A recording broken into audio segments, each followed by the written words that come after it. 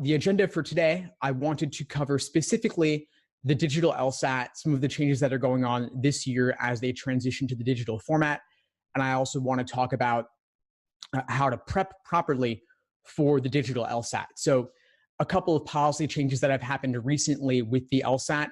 It's gone from being offered only 4 times a year to now being offered nearly every month, which means 9 or 10 times a year. Going forward this year, it'll be in June and July, as well as September, October, and November. And also, LSAC has removed the limit on the number of times that you can retake the LSAT. So it used to be you could only take it 3 times within a 2-year period. That is no longer the case. Now, you can take it as many times as you want. So anyone taking it in June, I would recommend also taking it in July, because there's only about a 5-6 week period in between. So all you've got to do is stay fresh on the LSAT for another 5 or 6 weeks and retake it. And just through luck alone, you could score 2 or 3 points higher. And then if you study, of course, you could do even better than that. And even just getting a single point more on the LSAT, that could lead to thousands of dollars in scholarship money or getting into a better law school. So it's really a no-brainer to retake if you think you can do better next time around. Now, the LSAT, of course, is going digital. The June LSAT is the last time it'll be in the paper and pencil format. Starting in July, administration in particular, half of test takers will receive the digital format on the tablet, half will receive the paper and pencil format. LSAC chooses for you, and you don't get any advance notice. Then in September, everyone's getting the digital format on the tablet. It will specifically be on a Microsoft Surface Go tablet. But for those of you who don't want to shell out for a Microsoft Surface Go, which is around $400 or so, there is a more affordable alternative that I want to share with you, and that is the Amazon Fire tablet, which is only around $150. So that's really not too bad. You can see here it's around $150 or so. It's the Amazon Fire. And of course, Amazon has a very liberal return policy, so you could always return it after you prep with it if you decide that you don't really want to keep it after all, if it didn't work for you. Just make sure that you also get a stylus to use along with it so that you can prep like you'll be taking the actual digital LSAT, because they'll be having a stylus for that one as well. Now, I want to show you what the digital LSAT looks like. So this is LSAC's site, familiar.lsac.org.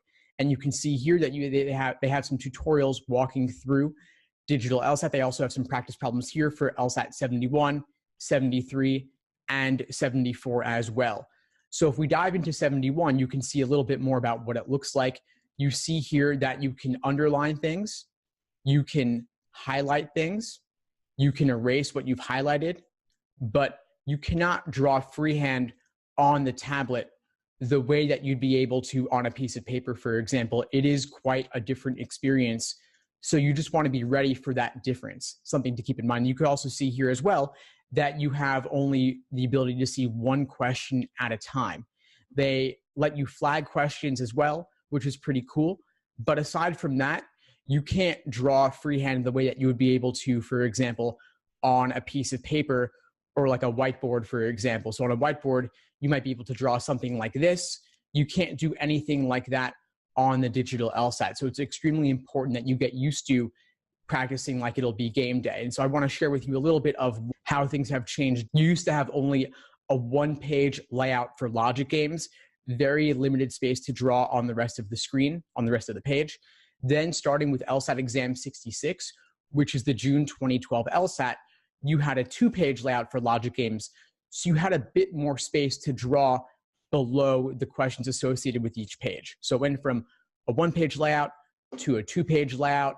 But starting with the digital LSAT, you won't have the ability to draw next to your questions. You'll draw separately on the scrap paper. And so I have a layout over here. You see that you have a full 8.5 by 11 sheet of paper. You have your rules, your main diagrams, then your individual diagrams associated with each question. So that's another way to deal with the constraint where you can't draw on the tablet. And they're giving you a booklet of maybe 8 or 10 pieces of paper. And so there's not really a significant limit on the scrap paper, but you also do want to make sure that you're being very cleanly organized with that. As you saw also, you can see only one question at a time on the digital LSAT when we're used to seeing previously, as you saw, you have maybe all the questions on one page pre-exam 66. Then with the 2-page layout for games, you had them spread across 2 pages, but you could easily see everything at a glance.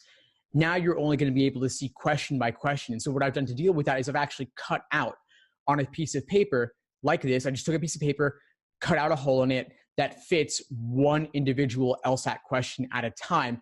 So if you are prepping with the books, you can see the questions one by one and better simulate what it'll be like for you on LSAT test day.